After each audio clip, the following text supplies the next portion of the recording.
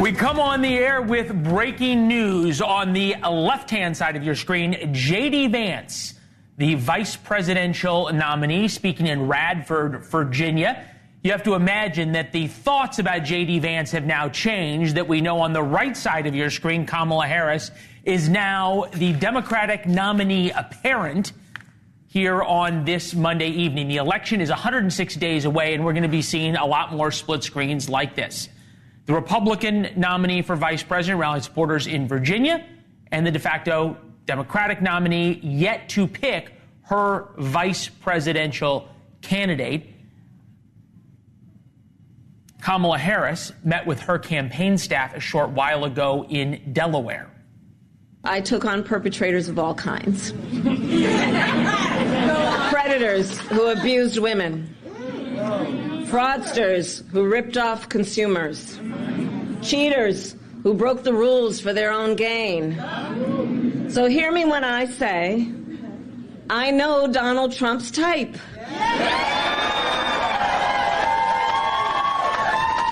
I will proudly put my record against his. With that, we welcome you to the fairest show on television. It's pretty clear, at least from Kamala Harris's remarks, that this isn't going to be about records in the sense that we normally think about policies, but it's going to largely be about Donald Trump. And Donald Trump's luck ran out over the weekend. He was having a great 3 weeks. And to be fair, Harris's luck ran out as well. They both caught the car. Trump kept saying Biden couldn't do it. Biden's out. Harris wanted nothing more than the nomination by coronation, probably because she didn't get the nomination the first time when she ran for it, and she got the nomination. If you're a loyal viewer of the program, then Joe Biden's decision to leave the race is no surprise to you. We have been saying it was going to happen for the better part of a year. In fact, September 19th of last year was the first time we said it. But with Harris presumably at the top of the ticket now, and that's going to happen, Democrats are shattering fundraising records. Between big money donations, those are the huge Hollywood and New York Wall Street types, and small contributors, her campaign has pulled in $231 million since President Biden endorsed her for president, now, if I do the math right, 29 hours ago. Joe Biden, for his part, is still in COVID quarantine. We have not seen him. We have not seen a picture of him signing the letter where he said, I will no longer seek or accept the Democratic nomination. But today, we heard from him. He called in to that rally, if you want to call it that, at now Kamala Harris's campaign headquarters. And I want to say to the team, embrace her. She's the best. And by the way, I'm not going anywhere. I'm going to be out there in the campaign with her, with Kamala. I'm going to be working like hell. Well, Mr. Biden's going to get a lot of help. We told you the media would turn Kamala Harris into the first living saint. And that is already happening. She's raising so much money. She's so strong. She was such a great prosecutor. We're hearing all of that. Democrats, for their part, yesterday promised a transparent process to pick a nominee. And it has indeed been very transparent. Democrats were told up and down, it's Kamala or else. And it took about 18 hours for everyone to get in line, but they are in line now. Here's the interesting part. Democrats got a chance for a major reset. Yet the message coming from Democrats now isn't about inflation or crime or the border. It's all about how Harris will take on Donald Trump. She's a prosecutor, number one. And I think that when you compare her prosecuting criminals like Donald Trump, that's going to be powerful. She's a prosecutor, and he's a criminal. She has spent her entire career standing up to the big banks, to the polluters, to criminals. Donald Trump has been going around saying he's going to easily beat Kamala Harris. She's heard this before from other sexual predators and rapists when she was prosecutor Harris. And there it is. And what you just heard is the reason that not much has changed since yesterday. Yes, Harris is the new thing, undoubtedly, and she's a shiny object, and it is going to be amazing, and there is going to be sunshine and unicorns, and she's going to save the world. Those talking points will last about 48 hours, and here's why. Nationwide polling shows she's behind Trump about 3 points. In swing state polling, she's also about the same as Biden. She is behind, as you can see, in Michigan, Wisconsin, and Pennsylvania. And that's because the issues haven't changed much. Democrats, as you heard, they love to talk about sexual predators and rapists. That's not what America is thinking about. Harris proudly says she represents finishing the job of Bidenomics. She is, if you want to call it that, the border czar. She went from a tough prosecutor in California to a social justice warrior as she is now. Those issues haven't changed. Voters are smart, and Democrats are worried. On Kamala Harris's day, this is the coronation of Kamala Harris. It should all be about how great she is and what she is going to do for America, but no. House Minority Leader Hakeem Jeffries spent his time talking about Donald Trump and Republicans. Republicans are having a meltdown right now, a complete and total meltdown. Why? Because their presidential nominee is unpopular. The extreme MAGA Republican policies are unpopular. Okay, well, they're leading in the polls right now. The best thing Kamala Harris has going for her, and it is huge, is a basic fact. She is not Donald Trump. She's not Joe Biden. 70% of Americans said they wanted someone other than Trump or Biden. And if all the polling is true, then Trump is toast. It's somebody else. But that's a big if. Harris is selling herself as an extension of Joe Biden and focused solely on telling everyone how bad Donald Trump is. Wasn't working for Joe Biden. We'll see if it works for Kamala Harris. We begin tonight with Bill O'Reilly, host of the No Spin News, author of the coming book, Confronting the President's No Spin Assessments from Washington to Biden. Mr. O, good to see you. Twice in one day. Got up early with us this morning as well. It's nice to see you. Thank you.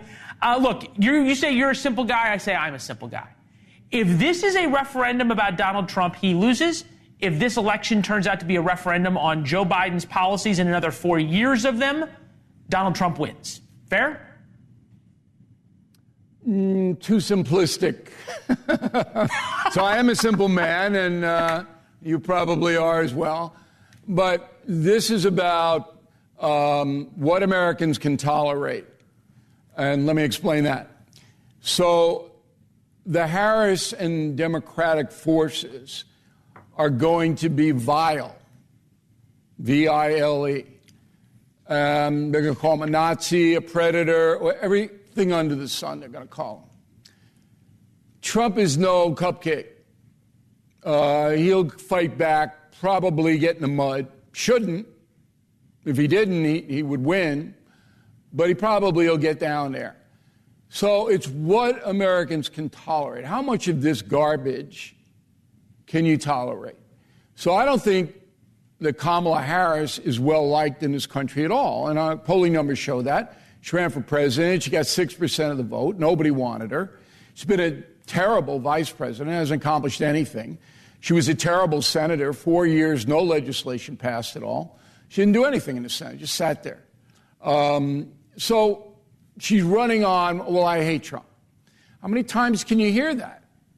You know, is that going to persuade an independent voter in Wisconsin to vote for you, that you hate Trump 85,000 times? I don't think so. And then you have the cover-up, which the Republicans are pushing big time, that Harris knew very early on that Joe Biden was mentally unfit to run the country, yet she lied about it, which apparently she did. And Harris is going to have a very, very hard time rebutting that. But you're not going to see Kamala Harris do any tough interviews at all. And her big advantage is, it's not that she's not Trump. Her big advantage is the corporate media will rally behind her and give her a soft time, the same strategy they use with Joe Biden. You will not see Kamala Harris on your program, Leland. You will not see her on NewsNation at all. You will not see her come up against me or come up against anybody that might ask her a tough question. She will coast. And then on September 10th, when the debate happens, she will bait Donald Trump, trying to get him to say something racist or sexist. She may call him a Nazi to his face. She might do something like that. I don't think she will. She'll poke him and poke him. And if Trump just stays on the issues, Trump will wax her. But I don't know if Donald Trump is that disciplined. I don't know if he can do it. Well, he was been disciplined, to be fair, for the past 3.5 weeks. We saw that. You and I talked about it. Somewhat, but he made a big mistake on Sunday. Somewhat disciplined, but not as disciplined as he could have been. So 1:36 East Coast time. Where were you, Leland? Where were you at 1:36 Sunday afternoon? I was on an airplane, thinking about you when I heard the news. That's pretty scary. So I hope there wasn't turbulence. I'm on the beach, all right, looking out at the Atlantic Ocean, about to take a plunge and ride some waves. Boom, my phone blows up, okay? So we, as we always do, put on a special a few hours later. It's on BillO'Reilly.com. I urge everybody to go and watch that special because it explains exactly what happened and why Biden got out at that time. Anyway, you have a situation now where Kamala Harris is dependent on the media. Dependent. If the media were to go after her the same way it goes after Trump, Harris could not stand up to that. She's not fast on her feet. She's not articulate. Lester Holt went after her. Lester Holt called her out on a blatant. He had to do it. Lester had to do it. She said she went to the border, and she didn't. He had to say that. But he didn't then follow up with, after she said, well, I haven't been to Europe either. He didn't say, Madam Vice President, why did you try to mislead that you went to the border? That's what journalists do. They used to do, I should say. They don't do it anymore. So Harris is she's very shaky. It's a very shaky candidacy. And I don't believe the number of money that you put forth, I don't believe that's even close to what happened. Because you put that number out and nobody can check it. Nobody can check it. So, I raised $8 billion stuff like that. You can check a little bit. But, no, it's a fair point. You have to the numbers that Donald Trump puts out. Until the FEC stuff comes out. Quarter. That's right. You can't check it. So they're going to throw anything out, and they're going to say nobody's going to remember anyway. Okay, go ahead. All right, I want to play for you what you said August 13th, 2020, when Kamala Harris was picked as the vice president. Take a listen. Skin color, it doesn't matter. This is not a skin color play. All right? She identifies as black. She went to Howard University. Fine. She was chosen for one primary reason: to attack Donald Trump. It is difficult to kick back at Senator Harris.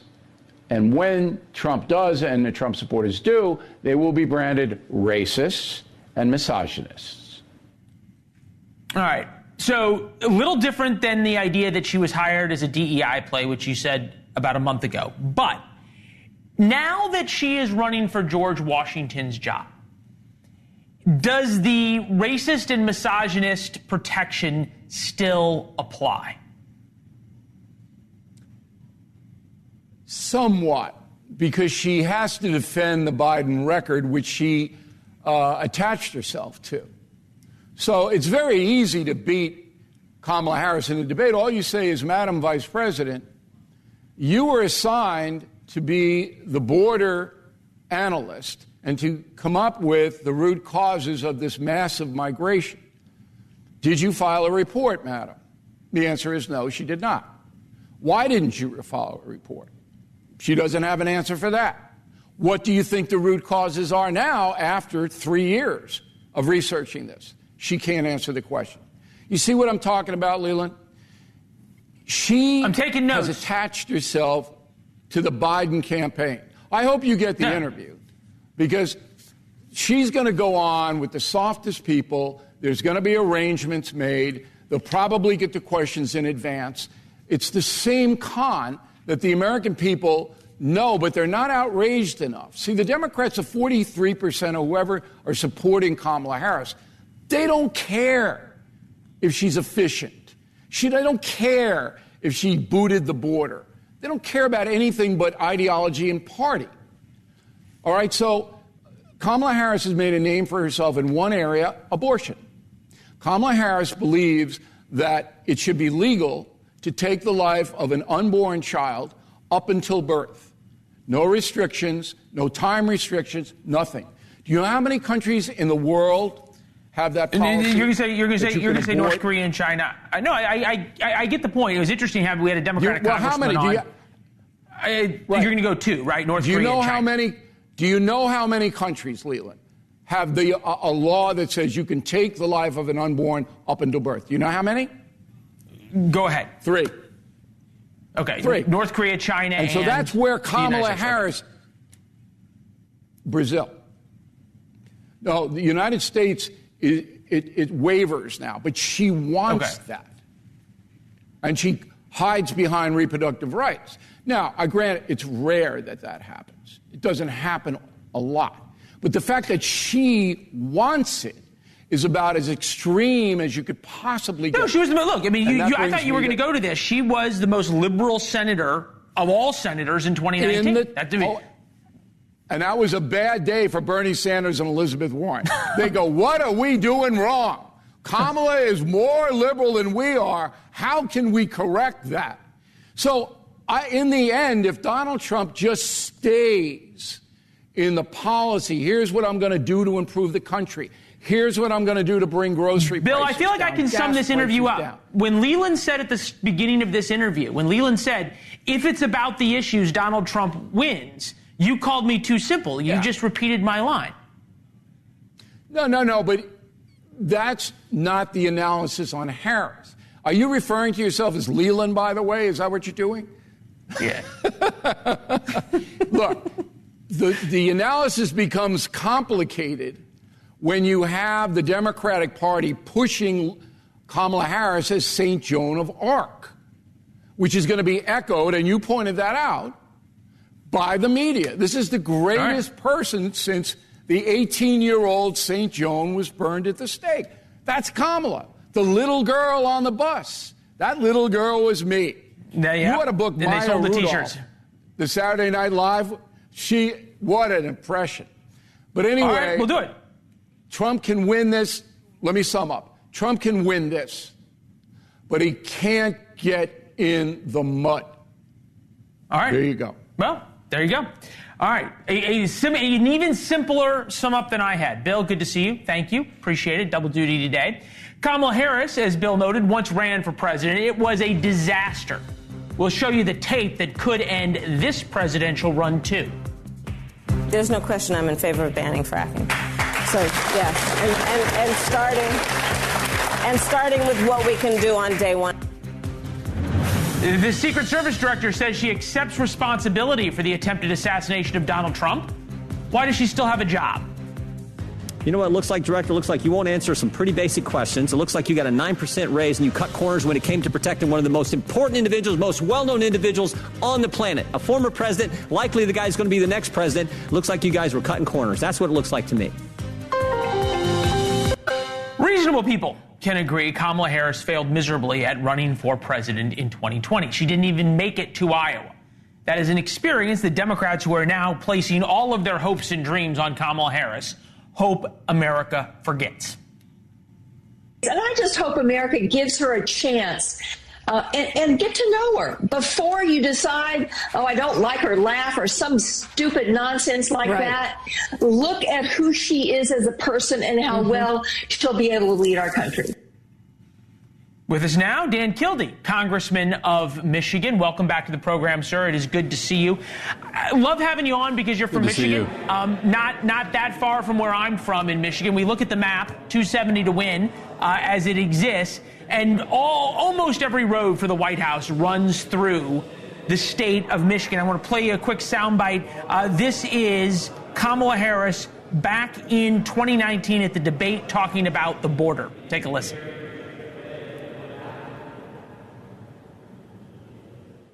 Raise your hand if you think it should be a civil offense rather than a crime to cross a border without documentation.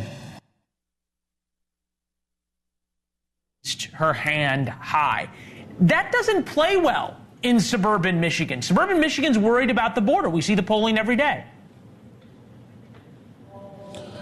Well, look, I think we all recognize that we have to deal with problems on the border. But if you look at the other hands that went up in that same debate, I think one of them was elected president of the United States. So I think we can have a debate about the technicalities, the legal technicalities as to how we secure our border.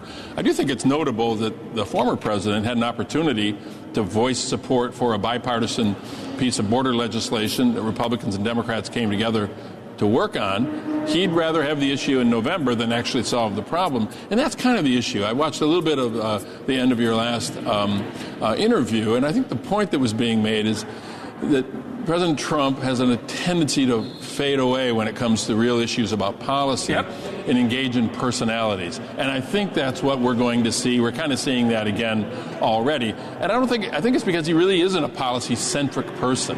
He's a TV personality. That's how he's operated.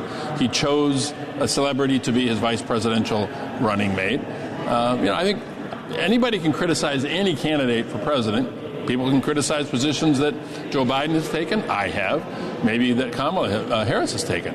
But at the end of the day, it's about the direction this country is going to go. And I think people in Michigan are looking for somebody who is part of that next generation and is willing to roll up their sleeves and is willing to sometimes change their view when the facts require it.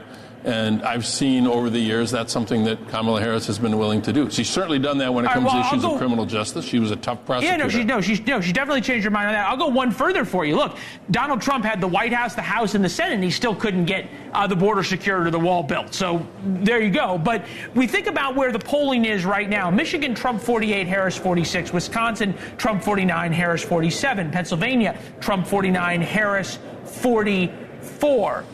Joe Biden was forced out, we're told, because he was shown polling that he couldn't win. Kamala Harris's numbers are about the same, with basically the same message. Trump is terrible, is what we heard from her today. Why do Democrats think you're going to get a different outcome with the same policies with Kamala Harris than you got with Joe Biden, who has the same policies that are polling terribly? Well, first of all, the polling's not quite the same, number one. Secondly, she's been the potentially presumptive nominee for the period of time where I've eaten 2 full meals. Not much has happened in the last 24 hours. You need to eat more. Come on, I'm going to send you over some bagels. You're right about that. You're right about that. But here's what I see on the ground. There's the horse race. That's one variable. Then there's the enthusiasm gap. And I think we all have to acknowledge that the bigger challenge that we're facing with President Biden is that while he may have been beloved by many, the enthusiasm that's necessary to win was not as present as we would like to see. What we've seen just in the last 24 hours when it comes to fundraising, when it comes to volunteers walking in the offices, when it comes to just the general sense among Democratic base voters, is a level of enthusiasm that is part of the mix when you get into a race that's going to be decided by 1 or 2 points, which is what that polling that you just cited will show.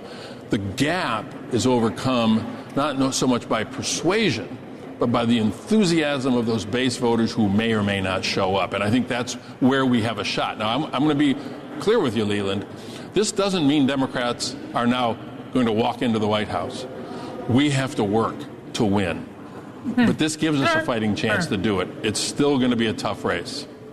Yeah, I think that echoes what I've heard a lot. I always admire that you're willing to say on TV what most Democrats will only say on background, which was under Joe Biden, we were going to lose. Under Kamala Harris, we've got a chance. So I appreciate it, Congressman. It's good to see you, sir, as always. Good to see you, Leland. Yes, sir. The head of the Secret Service admits they failed to protect President Trump. Even Democrats said she should resign, so why does she still have a job? This is not theater. This is not about jockeying. This is about the safety of some of the most highly targeted and valued targets internationally and domestically. All right, now that President Biden dropped out, we can play the next parlor game in D.C. It's what everybody's talking about. Who's going to be her vice president? The governor of Michigan said today she wouldn't take the job, leaving Roy Cooper, North Carolina, Josh Shapiro, Pennsylvania, Mark Kelly, Senator from Arizona, J.B. Pritzker of Illinois, Andy Beshear, Governor of Kentucky. At this morning's casting call on MSNBC, they all acted just a little too cool for school. As vice president, you undoubtedly would be able to help your own people. So are you at least open to the possibility of being a running mate to Vice President Harris? Well, I think if somebody calls you on that, what you do is at least listen. Would you be open to the conversation if Vice President and the Harris campaign asked? So I think it's really important that we do keep the focus on her this week. The vice presidential conversation needs to occur later. Director of Data Science, Decision Desk HQ, Scott Tranter, NewsNation contributor, Democratic strategist, Kurt Bardella. Gents, good to see you.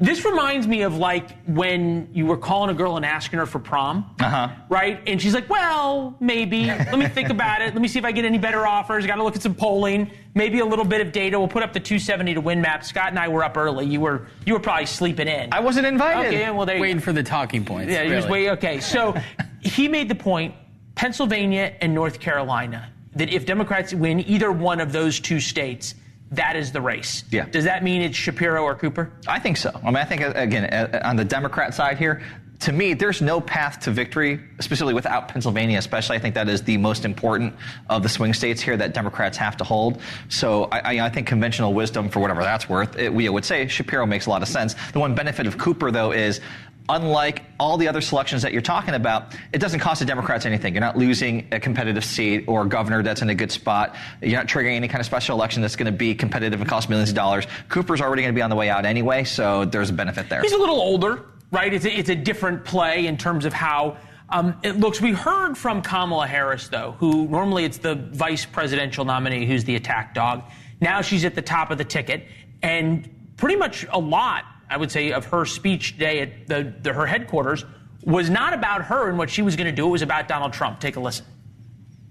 Donald Trump was found liable by a jury for committing sexual abuse. Donald Trump ran a for-profit college, Trump University, that was forced to pay $25 million to the students it scammed. Donald Trump stood in Mar-a-Lago and told big oil lobbyists he would do their bidding for a $1 billion campaign contribution. Donald Trump was just found guilty of 34 counts of fraud.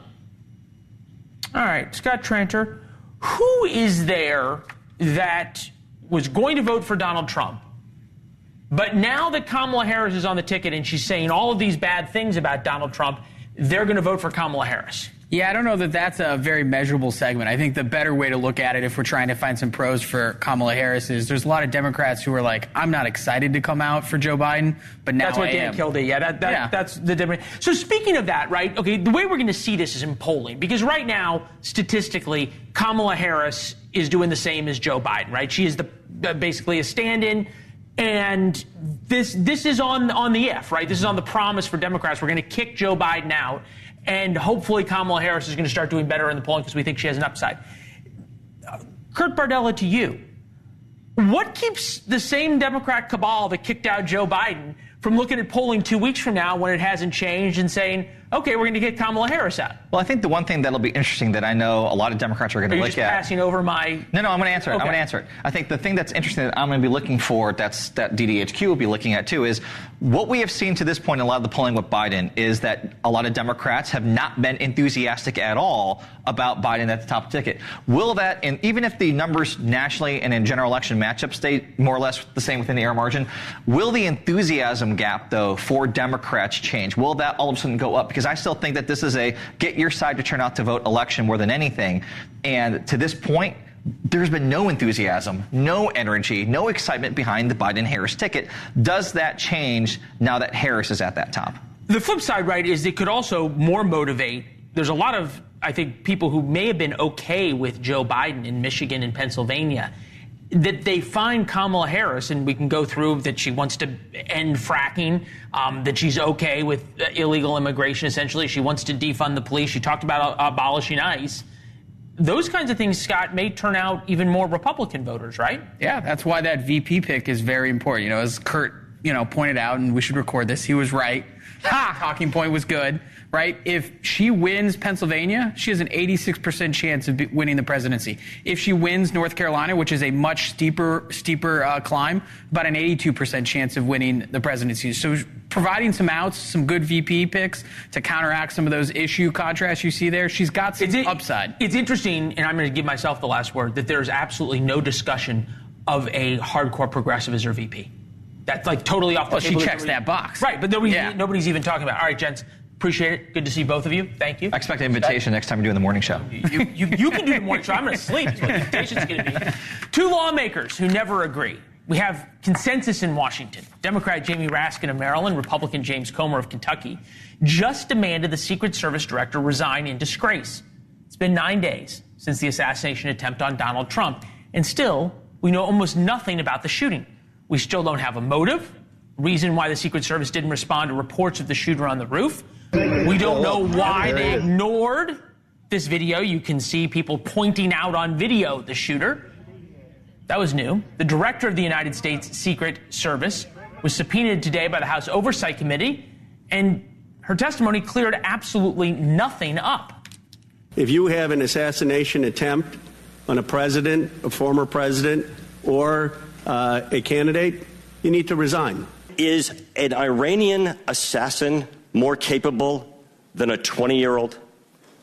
Sir, I think we've acknowledged that there was gaps and a failure that day. I would have to get back to you. That is a no. You're full of today. You're just being completely dishonest. So the notion of a report coming out in 60 days when the threat environment is so high in the United States, irrespective of party, is not acceptable. Wow. Rarely is a congressional hearing interesting. NewsNation's Brian Enton, Butler, Pennsylvania, where another group of lawmakers went and took a tour of the shooting scene earlier today. Hi, Brian.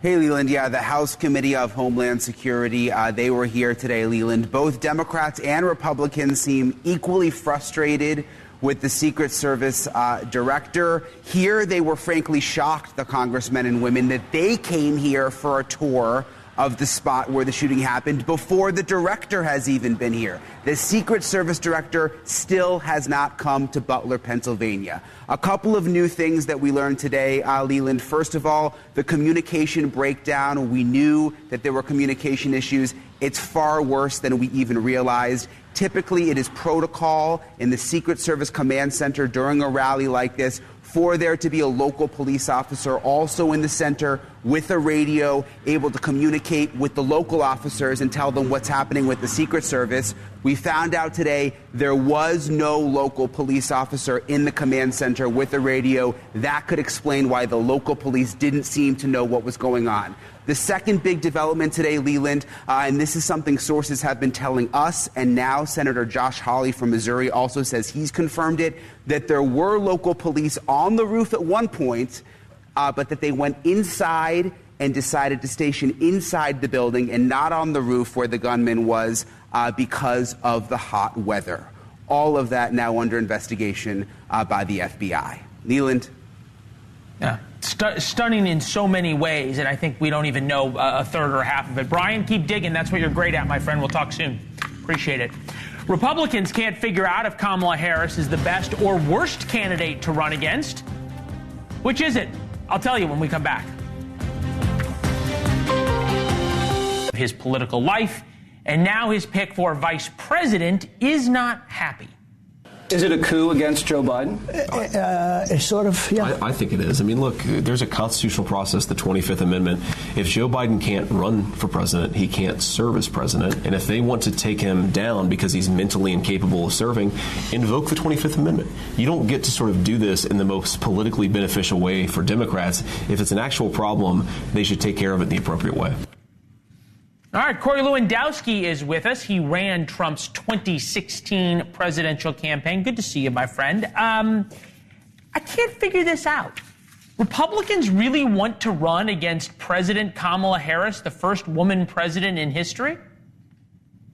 Look, Leland, the reason we don't want to do that, very honestly, is think of all the rebranding we've got to do. Everything is Trump 45, 47. What are we going to go, Trump 45, 48? I mean, look, I'm kidding, obviously, right? But look, the reality is, Joe Biden is going to finish out this term. We know he's going to finish out his term. And, anybody who thinks that there's a value add of having Kamala Harris step into this role and assume the presidency and then have the opportunity to meet with world leaders and have that amazing seal in front of her everywhere she goes, is making a tragic mistake, in my opinion. Look, I think it's great to run against her as she's the vice president because she owns all of the problems of the Biden administration. She can't run away from that, but she doesn't get any of the credit if there was any success to be had.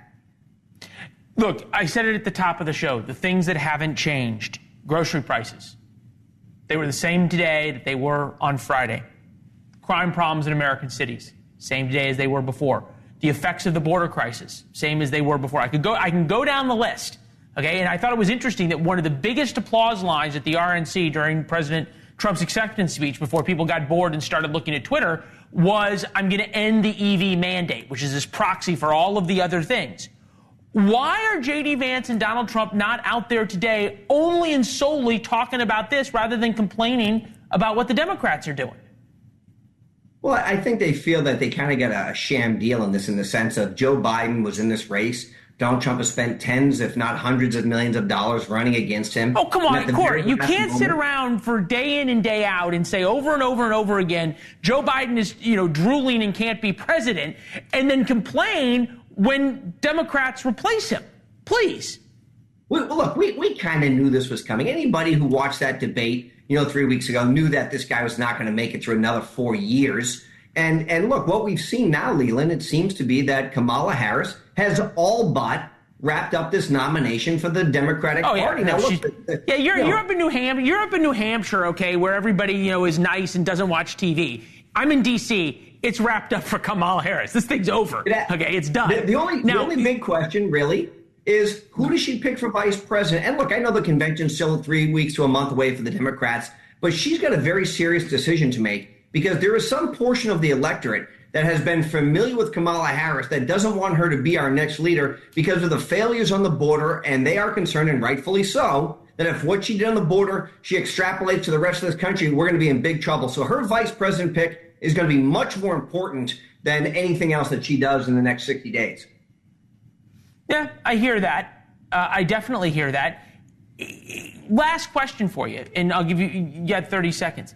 How does Donald Trump and J.D. Vance now turn the conversation back towards them in a positive way? I think they've got a couple opportunities here. Look, we're all new to this. Biden's been out of the race for about, 28 hours or 30 hours now. He obviously sucked up all the oxygen. There's still a couple big shoes to drop. Donald Trump still has to name his transitions team. By law, that will be coming very soon, and it will give people an opportunity to see who's going to potentially be leading or helping to lead the next administration should he be successful, which I think he will. More than that, we're going to see the rollout of those surrogates, those high-profile. Let me give you a flip side. I'm going to give you real quick. A big time Democrat tossed me this. If Kamala Harris all of a sudden said, I'm going to name Mitt Romney my Secretary of State, is that game over? Something like that? Look, I don't think so, because, listen, it doesn't look, people are going to vote for the top of the ticket, maybe for number two. Look, maybe Mitt Romney joins the administration, but nobody's voting for Mitt Romney because of it. And for the same reason, I would tell Donald Trump not to announce his entire cabinet. Let everybody who wants to potentially be part of it go out and prove that they want to work hard for you, because it doesn't matter if you don't win. All right, Corey, I could talk all night to you. I'm told we have to go, though, but I appreciate it. We'll see you when you're through D.C., all right? Thank you very much. Yeah, thank you. All right, Democrats have gone all in on Kamala Harris, all in, as has much of the media. We're seeing that for the past 28 hours or so. I'll tell you why the media love affair might backfire. All right, closing out the show with breaking news. Kamala Harris may be the Democratic nominee even before the convention. Francesca Chambers is here, White House correspondent for USA Today. So much for the Democratic transparent process, right? Well, the Democrats do plan to have a meeting with their Convention Rules Committee on Wednesday that you can watch online if you want to hear more about this, Leland. But yes, the breaking news tonight is that they do plan to move forward with their virtual roll call, which tells you just how much support that Kamala Harris is already locking in, that they feel that they can move forward with that process. Well, and they can feel that they can move forward with that process without any revolt internally, right? And we saw everybody sort of line up over the past 28 hours endorsing her. There's nobody there's nobody left to challenge her, right? A number of state delegations have already come out with full slates of delegates saying that they're supporting her. In terms of the governors who might have been interested, you're right. They have said that they're at least not interested in running against her right now. And now the jockeying, as you were just mentioning, is afoot for who might be her running mate. Right. All right. So the piece you had, is America ready for President Kamala Harris? What do you mean by that? What's the headline mean? Well, as we're going into there, she would be the first woman. If she were elected president, she would be the first black woman, the first Asian woman as well. So those are all key things that we talk about in the article. And, you know, she also, when she ran her first presidential campaign, struggled. She ran out of money. There were issues on that. She was also panned when she was in office as vice president for some early mistakes. But now, if you heard her speaking tonight, it was actually quite interesting. It was a good speech on teleprompter. I get it. This is my question, though. Part of being president, though, is, and we've kind of forgotten this because of Joe Biden, but is not being inside, a glass box. You've got to interact with the media in gaggles. You've got to be able to sit down for interviews with difficult press. You've got to be able to relate to voters who aren't the primary base. She hasn't gotten any practice at that. She's been so protected by the White House so she doesn't overshadow Joe Biden. She hasn't gotten any practice since the 2020 campaign. And one challenge that they will have is that when she did do those moderated conversations with Democratic Party activists or celebrities, I had someone tell me that the questions, they had to submit them beforehand, that they were pre-selected as well at one of the college tour events. Are you hearing anything inside the White House press corps of, hey, we gave Joe Biden too much of a pass. For our own credibility, we're going to have to really report on Kamala Harris? Well, she's been not even the nominee, I guess presumptive nominee might not even be the right word, even though she clearly is very close to locking up the nomination for less than 24 hours. So her campaign is just now getting off of the ground. They're raising lots of money. They've switched over to Kamala HQ from Biden HQ, and so we'll see. All right. Francesca, always fun to see you. Good to see you. Thank you. Another scoop coming out in USA Today. We'll see you soon. We've got some scoops coming out tomorrow in War Notes, warnotes.com. That is our free online newsletter. Comes out at 4 p.m. every day. Gives you our thoughts on the most important stories of the day, including one that just dropped. Shows you how the media is looking at Kamala Harris here in D.C. Here's Chris.